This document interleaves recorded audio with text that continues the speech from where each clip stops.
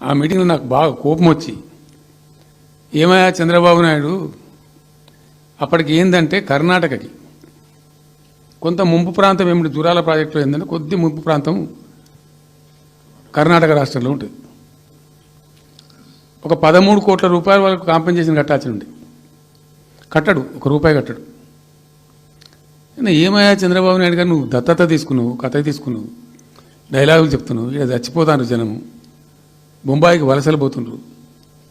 ఇటువంటి పరిస్థితులలో కూడా కర్ణాటకకు డబ్బులు కట్టడానికి డబ్బులు లేవా?